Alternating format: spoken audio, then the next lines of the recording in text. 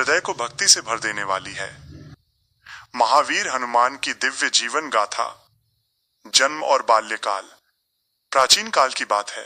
दक्षिण भारत के अंजन पर्वत पर माता अंजना नाम की एक महान पतिव्रता स्त्री तपस्या में लीन रहती थी।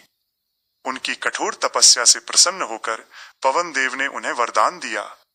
उसी पावन क्षण में माता अंजना के गर्भ से एक दिव्य बालक का जन्म हुआ। ये बालक स्वयं पवन देव के अंश से उत्पन्न था, जिनका नाम हनुमान रखा गया। उनके पिता वानरराज केसरी अत्यंत वीर और पराक्रमी थे। बाल हनुमान बचपन से ही बहुत चंचल और शक्तिशाली थे। एक बार उन्होंने उगते हुए लाल सूर्य को पका हुआ फल समझ लिया और उसे पकड़ने के लिए आकाश में उड़ गए। जब इंद्रदेव ने उन्हें रोकने के लिए अपने वज्र का प्रहार किया तो हनुमान जी मूर्छित हो गए। इससे क्रोधित होकर पवन देव ने सृष्टि में वायु का संचार रोक दिया। अंततः सभी देवताओं ने उन्हें पुनर्जीवित कर अमरता, असीम बल और बुद्धि जैसे दिव्य वरदान दिए। श्री राम से मिलन और अटूट भक्ति। समय के साथ हनुमान जी एक बुद्धिमान और शक्तिशाली वानर के रूप में विकसित हुए।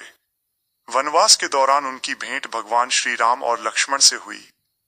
श्री राम के दर्शन मात्र से ही हनुमान जी का हृदय भक्ति से भर गया और उन्होंने अपना संपूर्ण जीवन प्रभु की सेवा में समर्पित कर दिया। उन्होंने ही श्री राम की मित्रता सुग्रीव से करवाई।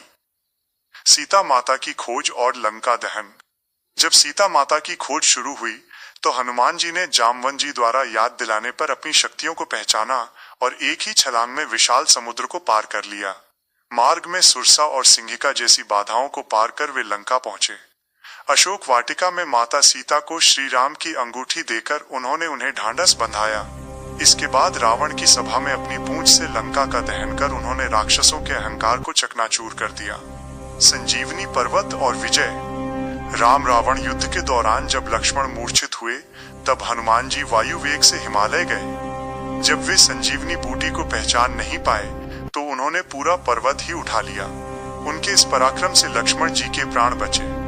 युद्ध में विजय के पश्चात जब श्री राम ने उन्हें गले लगाया तो हनुमान जी ने अपना सीना चीरकर ये दिखा दिया कि उनके हृदय में सदैव सियाराम बसते हैं। कथा का पावन संदेश। ये कथा हमें सिखाती है कि सेवा भाव, सच्ची भक्ति में अहंकार के लिए कोई स्थान नहीं होता। दृढ़ संकल्प। जहाँ निष्ठा और विश्वास हो वहाँ समुद्र लांघना भी संभव है।